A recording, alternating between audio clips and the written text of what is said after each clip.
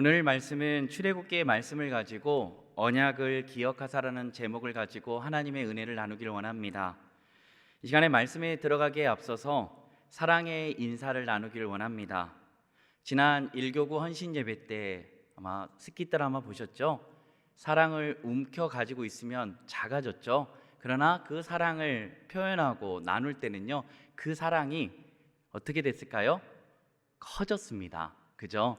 네, 그것처럼 오늘 이 시간에 우리가 함께 예수 그리스도 안에 사랑한다라고 우리 옆에 있는 분들, 코로나지만 작게 속삭임으로 우리 사랑의 인사를 나누도록 하겠습니다. 주 예수 그리스도 안에 사랑합니다. 주님 안에 사랑합니다. 네, 사랑하고 축복합니다. 이 찬양이 생각납니다. 사랑은 참으로 버리는 거, 사랑은 참으로 버리는 거, 버리는 거, 버리는 거, 사랑은 참으로 버리는 거, 더 가지지 않는 거. 이상하다 동전 한 입 움켜 잡으면 없어지고, 쓰고 빌려주면 풍성해져 땅 위에 가득하네. 랄랄랄라. 1절만 하겠습니다. 이거 하다 끝날 것 같습니다. 네, 보셨죠? 네, 움켜잡으면 이상하다 동전하니 움켜잡으면 없어지고, 쓰고 빌려주면 어떻게 돼요? 풍성해진다라고 이야기했습니다. 아직도 쑥스러워서 주저하고 계셨다면 시간 다시 한번 표현하셨으면 좋겠습니다. 사랑은 표현하는 겁니다. 저희 셋째가요, 이제 어린이집을 나가려고 딱 문을 나서는데요, 그날 햇빛이 너무 좋은 거예요.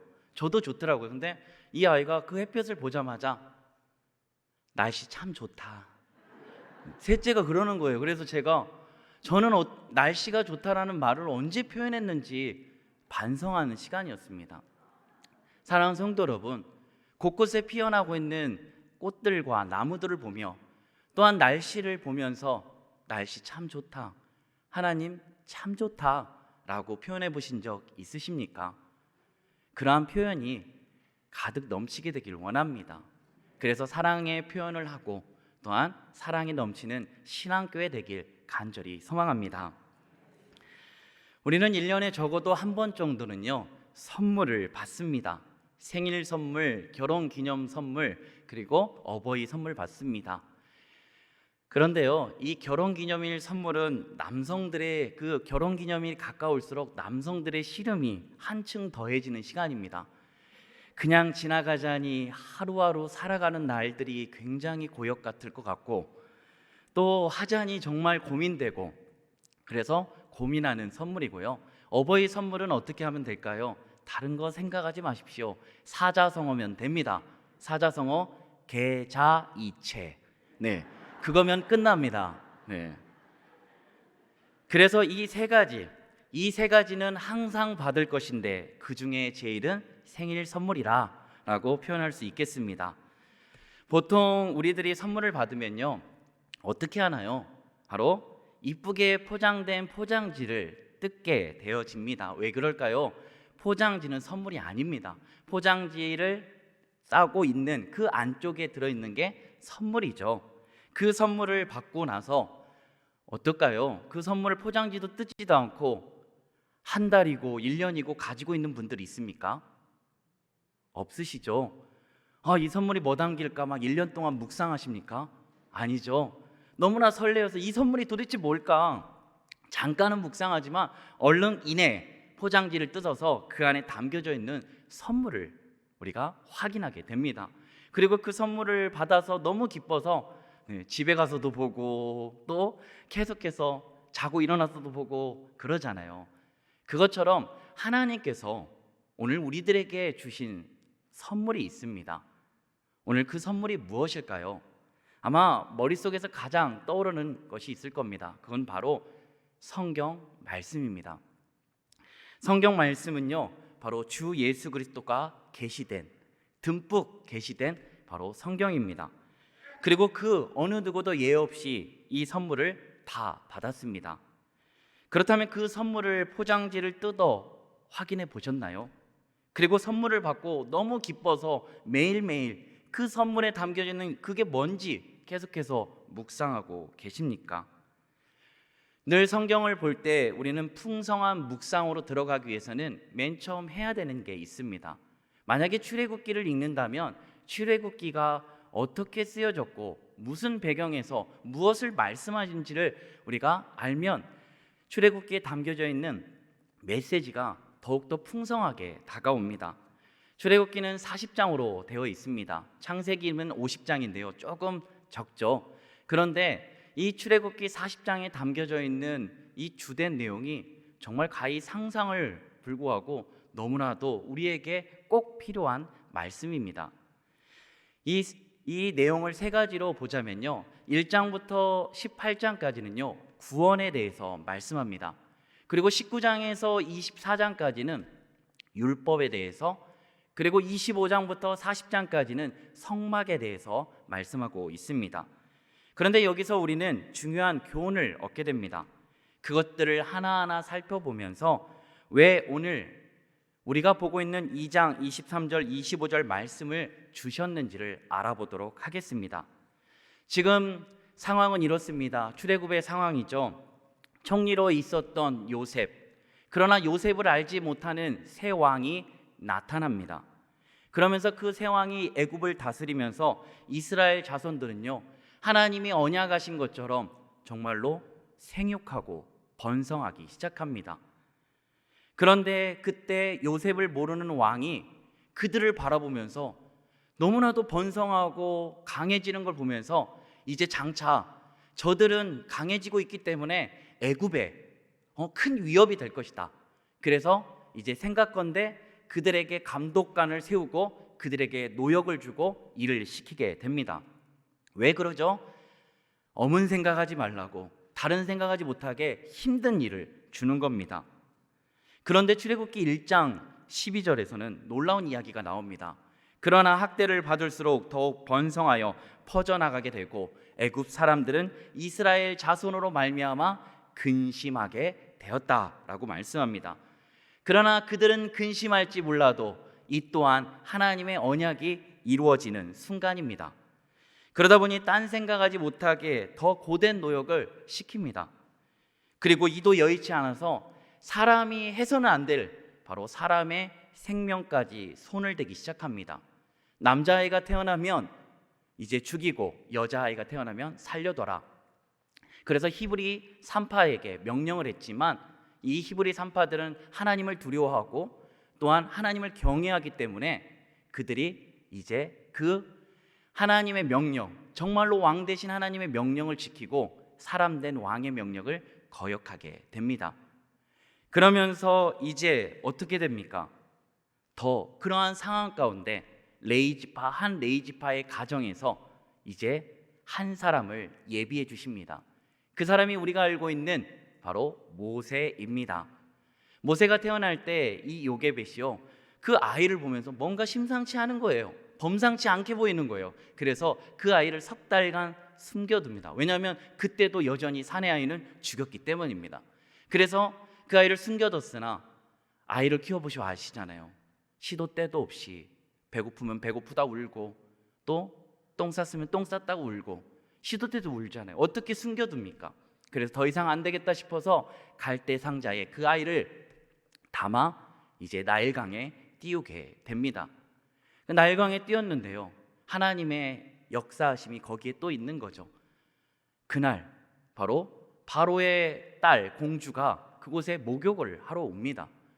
그런데 그 갈대 상자를 발견하게 되고 시녀에게 가져오라고 했는데 그 갈대 상자를 여니까요, 히브리인의 아이인 줄 알고 봤는데 그 아이가 그때 마침 울기 시작합니다. 바로의 딸이었던 그 공주가 그 아이를 보면서 불쌍히 여기는 거죠.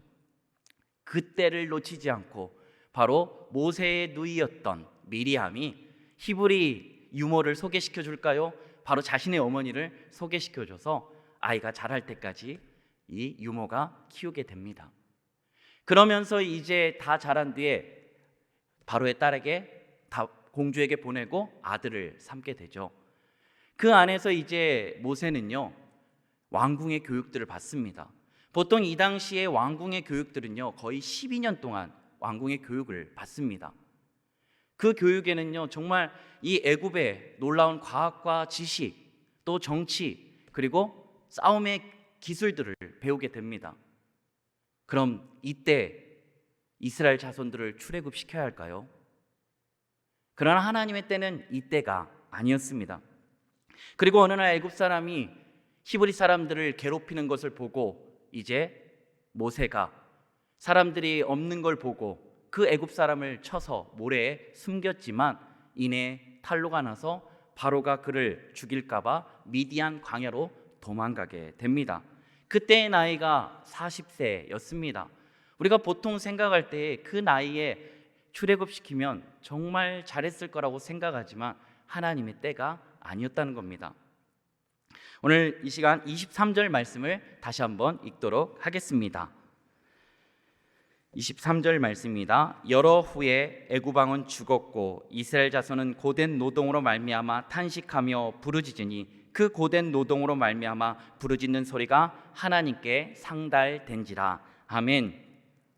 그러한 가운데 23절 모세를 찾던 왕이 죽고 이스라엘 자손은 더 심해진 고된 노동으로 말미암아 탄식하며 부르짖게 됩니다. 그 고된 노동으로 말미암아 부르짖는 소리가 어떻게 해요? 하나님께 상달되었다라고 말씀합니다. 상달돼도요, 그냥 외면하셔도 되고 신경 안 쓰셔도 되는데 신경 쓰십니다. 마음 쓰십니다. 왜 이렇게까지 하실까요? 그 답변이 오늘 24절 말씀에 담겨져 있습니다. 24절 말씀을 함께 읽도록 하겠습니다. 하나님이 그들의 고통의 소리를 들으시고 하나님이 아브라함과 이삭과 야곱에게 세운 그의 언약을 기억하사. 아멘. 오늘 말씀을 보면요, 하나님께서 신경을 안 쓰실래야 안 쓰실 수 없는 것을 보게 됩니다. 그 이유가 무엇이죠? 바로 하나님께서 아브라함과 이삭과 야곱에게 세운 언약이 있었기 때문입니다. 그런데 그 언약이 도대체 뭐길래 그것을 기억하시고 그들의 고통의 소리를 듣고 계실까요? 우리는 그것을 바라봐야 합니다. 창세기 12장에는 하나님이 아브라함을 택하셔서 주신 언약이 나옵니다. 그 언약을 보면요, 내가 너에게 보여줄 땅으로 가라. 내가 너로 큰 민족을 이루고 내게 복을 주어 내 이름을 창대하게 하리니 너는 복이 될지라. 너를 축복하는 자에게는 내가 복을 내리고 너를 저주하는 자에게는 내가 저주를 내리니 땅의 모든 족속이 너로 말미암아 복을 얻을 것이라 하신지라. 아멘.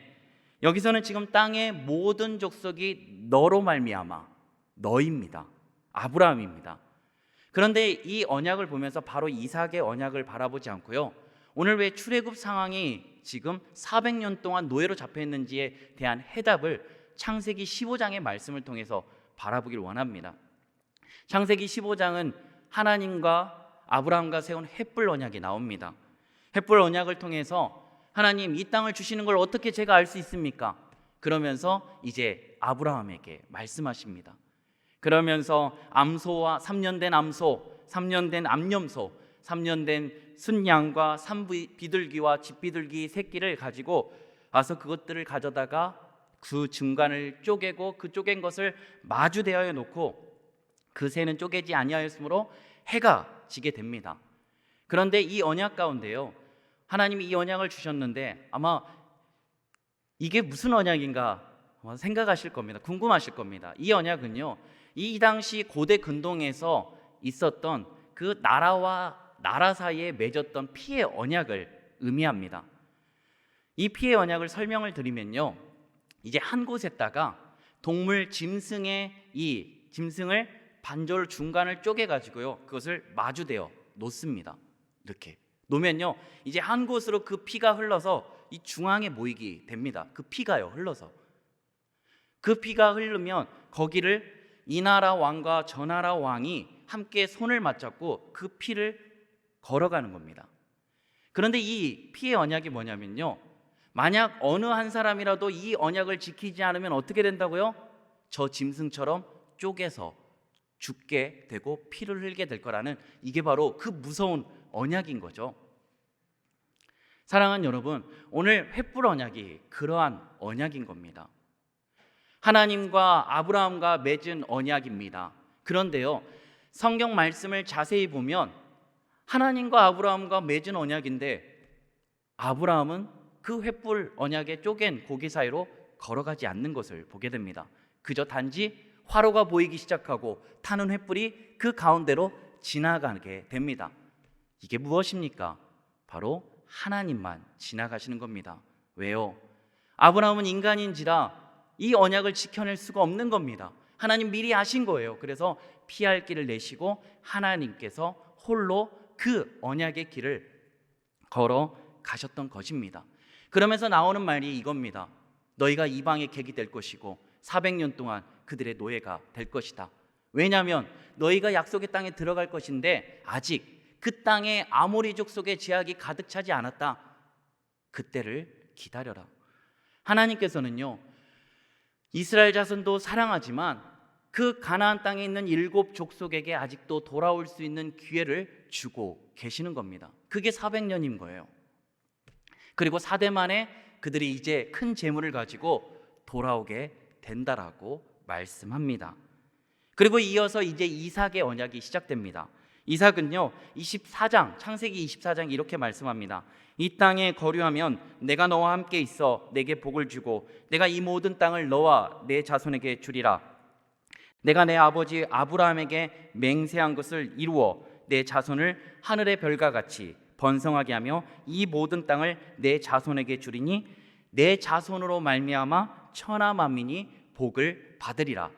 아까 전에는 너로 말미암아 복을 받으리라. 지금은요 내 자손으로 말미암아 천하 만민이 복을 받으리라. 이제 이 언약의 완성이 야곱의 언약으로 이제 되어집니다. 창세기 28장 베델에서 돌베개를 베고 잘 때 나타나시어 주신 언약입니다. 13절입니다. 또 본즉 여호와께서 그 위에 서서 이르시되 나는 여호와니 너의 조부 아브라함의 하나님이요 이삭의 하나님이라. 내가 누워있는 땅을 내가 너와 내 자손에게 주리니 내 자손이 땅의 티끌이 되어 내가 서쪽과 동쪽과 북쪽과 남쪽으로 퍼져나갈지며 땅의 모든 족속이 너와 내 자손으로 말미암아 복을 받으리라. 아브라함의 너로 말미암아 이삭의 내 자손으로 말미암아 이제 야곱으로부터 완성되어 너와 내 자손으로 말미암아 복을 얻으리라고 말씀합니다. 그래서요 성경에 보면요 이렇게 말하잖아요. 내가 누구냐고 말할 때 아브라함의 하나님이요 이삭의 하나님이요 야곱의 하나님이라 하라. 혹시 들어보신 적 있나요? 아담의 하나님, 노아의 하나님 들어보신 적 있나요? 왜 이렇게 말씀하는 거죠?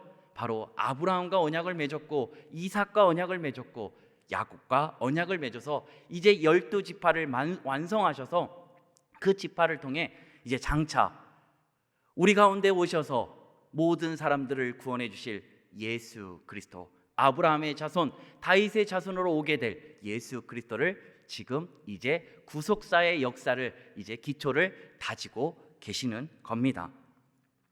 사랑하는 성도 여러분, 이것을 볼 때 왜 24절이나 25절처럼 하나님이 이스라엘 자손을 돌보셨고 하나님이 그들을 기억하셨더라 말씀하는지를 이제 이해가 좀 가실까요?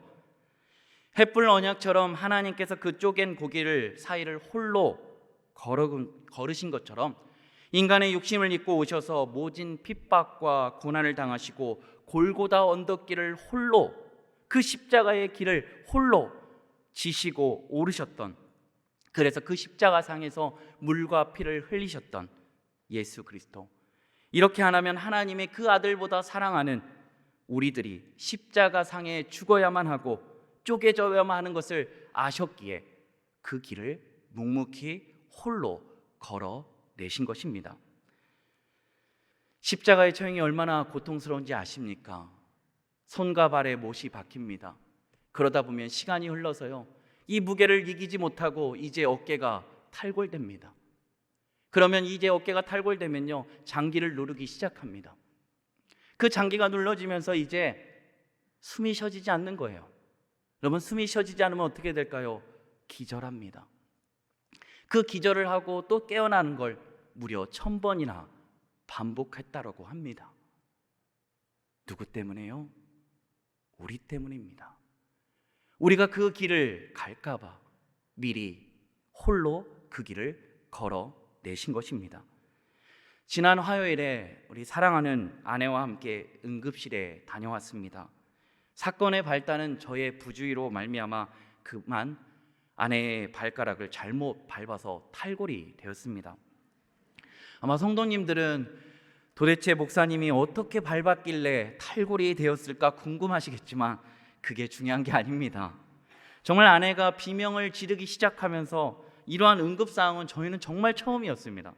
그런데 그걸 어떻게 해야 되지 하면서 머리가 하얘지는데요, 아무것도 생각이 안 나는 거예요. 다행히 하나님의 은혜로 첫 번째 병원에 갔을 때는 응급실을 하는 줄 알고 갔는데 응급실을 안 하는 거예요. 아내는 아파서 힘들어하는데 어디로 가야 될지 모르는 거예요. 그런데 딱 생각났던 게 현대병원이 생각나더라고요. 거기서 응급실이 있었던 걸 제가 하나님이 떠올리시게 해주셔서 거기로 가서 치료를 받았습니다. 그런데요, 이제 어느 정도 상황이 정리되고 이제 조금 나아지니까요, 제가 그 다음날 아내에게 이런 얘기를 했어요. 여보, 예수님께서 십자가상에서 얼마나 아프셨을까? 딱 이렇게 물어봤더니 아내가 이러더라고요. 안 그래도 나도 아플 때 그 생각이 들더라고요 라고 하더라고요. 사랑하는 성도 여러분, 오늘 하나님께서 우리들에게 주신 언약은 자신의 하나뿐인 아들 예수 그리스도의 죽음을 담보로 한 언약인 것입니다. 오늘 이것을 잊지 않으셨으면 좋겠습니다. 그렇다면 오늘 말씀을 통해 주시는 교훈은 무엇입니까? 첫 번째는 우리를 구원하여 주신 그 이유와 목적을 알라라고 말씀하십니다. 우리를 왜 구원하시죠? 언약을 하셨기 때문입니다. 무슨 언약을 하셨죠? 바로 아브라함에게 너로 말미암아 천하 만민이 복을 얻는 은혜, 바로 모든 아브라함의 자손으로 오신 예수 그리스도, 복음이 되신 예수 그리스도로 말미암아 구원받는 것을 말씀하셨던 언약입니다. 그런데 그 구원받았으면 끝날까요? 난 구원받았기 때문에 끝난 걸까요? 아닙니다. 하나님께서는 구원하셨던 그 이유와 목적이 있으시다는 거예요. 그래서 제가 출애굽기 이 개관에서 1장부터 18장까지는 구원에 대해서 말씀드렸고 19장에서 24장까지는 율법이라고 말씀드렸습니다. 율법은 하나님의 말씀입니다. 그래서 19장에 보면요, 하나님께서 이스라엘 백성들과 언약을 맺는 걸 보게 됩니다. 그게 바로 시내산 언약이죠. 그래서 어떻게 하는 거예요? 그 언약을 맺음으로써 말미암아 하나님의 말씀을 듣지 못했던 그런 애굽의 노예였던 그들이었습니다. 그러나 하나님이 구원해 주셔서 이제는 하나님의 말씀을 듣지 못했던 그들에서 이제는 하나님의 말씀을 듣는 이들로 바꿔주셨다는 거예요. 그러면서 19장의 말씀에 이렇게 얘기합니다. 너희는 모든 민족 중에 내 소유가 되고 너희는 제사장 나라가 되고 거룩한 백성으로 삼아주시기 위해서 구원해 주셨다는 겁니다. 오늘 우리를 구원해 주신 이유도 마찬가지입니다.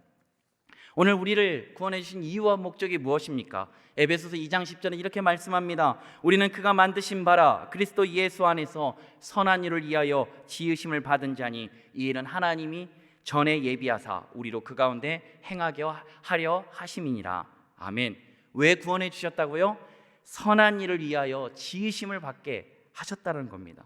그 목적대로 우리를 구원해 주셨다는 겁니다.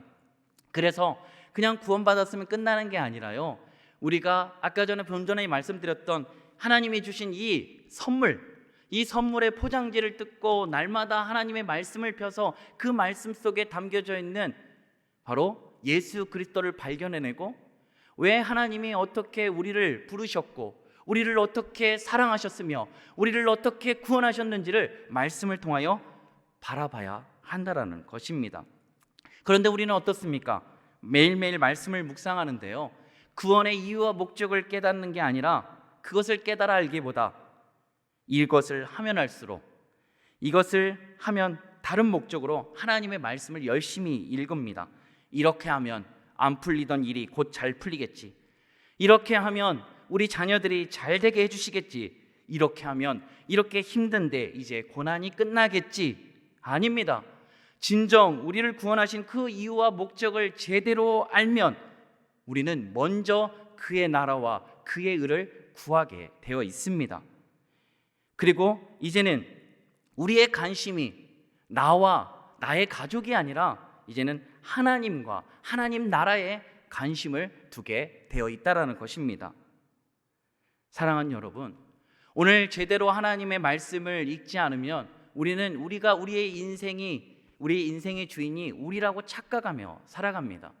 하지만 말씀에 담겨진 그 예수 그리스도를 볼 때요, 이제는 그 착각에서 벗어나서 이제는 어떻게 됩니까? 바로 하나님이 우리의 인생의 주인 되심을 그 자리를 되찾아드리고 우리가 그 말씀대로 살아가게 되어 있다라고 말씀합니다.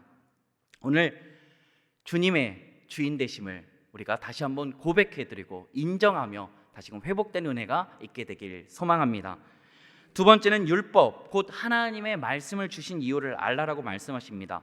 율법을 주시는 것은 너희들이 이제 구원을 받았으면 구원받기 전에 하나님의 말씀을 듣지 않았던 삶에서 이제는 하나님의 말씀을 듣는 삶으로 살아가라고 말씀하는 거죠. 그런데요, 우리는 착각하는 게 있습니다. 뭘 착각하냐면요, 하나님의 말씀을요, 내가 하나님을 위해, 하나님의 기쁨을 위해 지켜드린다라고 생각합니다. 그러다 보니까 우리는 착각하는 게 이겁니다. 내가 예배 드려주는 것이고 말씀을 지켜주는 것이라고 말씀합니다. 착각합니다. 그런데 신명기 10장 13절은 이렇게 분명하게 말합니다. 내가 오늘 내 행복을 위하여 여호와께서 내게 명하는 율법과 명령과 규례를 지킬 것이 아니냐. 바로 하나님의 말씀을 지킬 때는요, 바로 내 행복을 위하여 지킨다는 겁니다. 하나님의 말씀을 지킬 때 우리는 행복해집니다. 네이클로바의 꽃말을 혹시 아실까요? 네이클로바 꽃말, 행운입니다. 그럼 세이클로바의 꽃말은요? 행복이죠. 네. 그런데 우리는 어떤가요? 그 네이클로바 행운을 찾기 위해서 지천에 깔려져 있는 행복을 짓밟고 있을 때가 많습니다. 오늘 우리가 그러지 않나요? 하나님의 말씀을 읽으면서 정말로 우리가 하나님의 말씀을 지킬 때, 그 말씀을 지킬 때 복된 삶이 되는데 다른 것들의 소리를 듣다 보니까 그러한 복된 삶을 내팽개치고 우리가 그 행복을 놓쳐버릴 때가 많다는 것입니다. 이스라엘 백성들도 그랬습니다. 자신의 정체성을 잃어버린 거예요. 애굽에 400년 동안 노예로 살다 보니까요. 그래서 하나님의 말씀을 읽어야지만 우리가 누구인지를 깨닫게 되는데 그것을 알지 못하니까 어떻게 될까요? 자꾸만 애굽의 노예 근성이 나오는 겁니다. 미국의 남북 전쟁이 있었죠. 그리고 북쪽의 승리로 이제 흑인 노예 해방 선언문이 발표됩니다. 그런데요, 그 노예 해방이 됐음에도 불구하고 남부 일부에서는요, 주인들이 이 소식들을 흑인들에게 차단합니다. 왜 그랬을까요? 바로 이 소식을 듣지 못해야 자신이 계속 그 노예를 부릴 수 있기 때문입니다. 사랑하는 여러분, 오늘 우리가 하나님의 말씀을 읽어야겠습니다. 하나님의 말씀을 봐야 되겠습니다. 그래야지만 그 말씀 속에 담겨져 있는 하나님께서 우리를 어떻게 부르시고 우리를 얼마나 사랑하시며 우리를 어떻게 구원해 주시는지를 깨닫게 되는 것입니다. 하지만 우리가 하나님의 말씀을 놓치면 어떻게 될까요? 하나님의 말씀을 놓치는 순간 우리는 서로 피차 물고 먹으며 피차 멸망하게 된다는 겁니다. 과학자들이 흥미로운 실험을 했습니다. 어떤 실험을 했냐면요, 이제 꿀벌들 벌통이 있잖아요. 그 벌통을 이제 꽃들이 많은 곳에 이 양봉을 하게 됩니다. 그런데 그 양봉을 했던 그 벌통을 가지고 사막에 그 벌통을 두게 됩니다. 처음에는요, 이 꿀벌들이 상황들을 잘 파악이 안 됐잖아요. 그러니까 그 꽃을 찾아 나갑니다. 그리고 하루 이틀 나갔는데 꽃이 사막에 있을 리가 없잖아요. 없는 거예요. 그러면서 이제 나가지 않기 시작하면서 그들에게 이상 현상이 나타나기 시작합니다. 뭘 하기 시작하냐면 전에는 싸우지 않았던 그 꿀벌들이 서로 안에서 다투고 물고 죽이는 일이 발생했다는 겁니다. 무엇입니까? 그들의 삶의 이유와 목적을 잊어버렸기 때문입니다.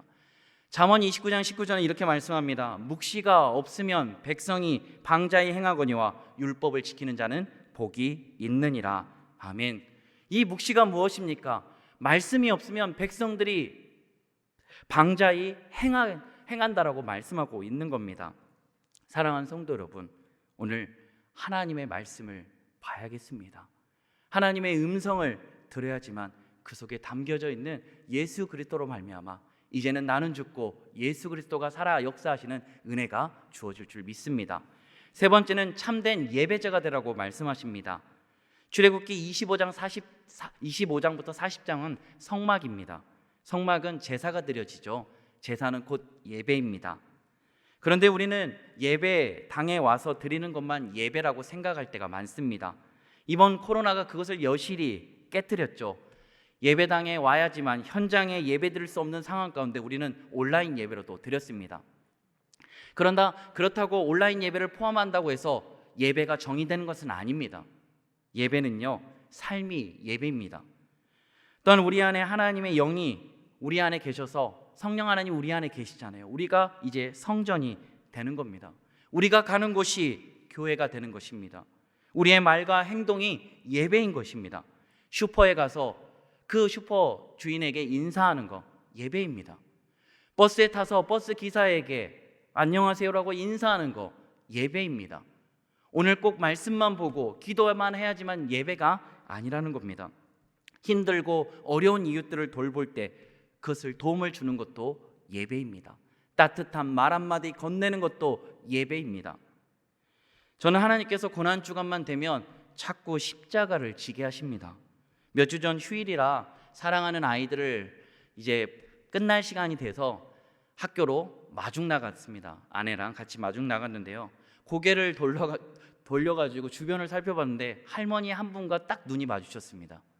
그런데 저는 그 할머니의 애절한 눈빛을 이내 짐작할 수 있었습니다. 그분의 눈빛을 보면서 내용은 이렇습니다. 철제로 된 책장이 있는데 누가 버려둔 거 거기 잘생긴 총각. 네, 이거는 제 생각입니다. 네. 그 젊은 삭신 아껴두었던 뭘 하려고 해. 나 좀 도와줘. 오랜만에 이게 돈이 될 것 같거든. 나 좀 도와줘. 라고 그 눈빛에 그 내용이 담겨져 있는 것 같습니다. 그런데 제가 외면했습니다. 왜냐하면 그 철제가 보통 무거운 게 아닐 것 같은 거예요. 그런데 자꾸 마음이 쓰이는 거예요. 마음이 쓰일 때는 하나님이 주신 거거든요. 그래서 할머니께 제가 갔습니다. 아이들도 만나지 않았는데요. 할머니한테 가서 할머니 이거 혹시 들고 가시려고 합니까? 그랬더니 할머니가 들고 간다는 거예요. 네, 그러면 제가 들어서 옮겨드릴게요. 근데 할머니 어디세요? 그랬더니 할머니께서 요 앞이라는 거예요. 저는 그때 깨달았습니다. 할머니께서 미안해서 하신 요 앞은 요 앞이 아니라는 것을요. 네. 그래서 이걸 드는데 안 들어지는 거예요. 그래서 안 되겠다 싶었고 어깨에 맸습니다. 어깨에 메고 가는데요. 이게 너무 무거운 거죠. 그런데 제가 참을 수 있었던 건 그때가 고난주간이었습니다. 예수님도 지셨는데 나도 져야지 라고 하며 저도 이 십자가, 이 철제 창을 들고 묵묵히 한 걸음 한 걸음을 지고 갔습니다. 그리고 그 할머니 댁에 그 철제 책장을 제가 넣어드렸고 아마 그분은 짭짤한 수입을 올리셨을 것입니다. 네. 그러면서 들었던 생각입니다. 저의 어깨에요. 그 자국이 남았더라고요. 이게 좀 멍이 들었더라고요. 그러면서 들었던 거, 제 어깨가 눌려 자국이 생기고 멍이 들었지만 그날 저는 예수 그리스도의 흔적을 가졌다라고 생각했습니다. 사랑하는 여러분, 이것도 예배입니다. 오늘 드리고 있는 저녁 예배도 중요한 예배지만 더 중요한 예배는 바로 오늘 예배가 마쳐지고 그리고 이 문을 나가서부터 예배는 다시 시작합니다. 예배는 끝난 적이 없습니다. 주님 다시 오실 때까지 우리의 예배는 우리의 가정에서 우리의 삶의 모든 곳에서 예배가 드려지게 된다는 것입니다. 그것을 잊지 마시기 바랍니다. 그래서 오늘 출애굽기 말씀을 통해 우리를 결코 놓지 않으시며 자신의 하나뿐인 아들을 내어주시기까지 구원하여 주시는 그 하나님의 신실하신 은혜와 사랑을 알게 되었고, 이제 우리가 그 구원해 준 이유와 목적을 밝히 깨달아 알아 이제는 내 안에 예수님께서, 또한 예수님이 내 안에 역사하시는 그 은혜로 말미암아 이 한 주간을 넉넉히 승리하며 기쁨의 50일을 삶으로 살아내는 은혜가 우리 사랑하는 성도님들 가운데 가득 넘치게 되길 예수님 안에 간절히 소망합니다. 기도하겠습니다.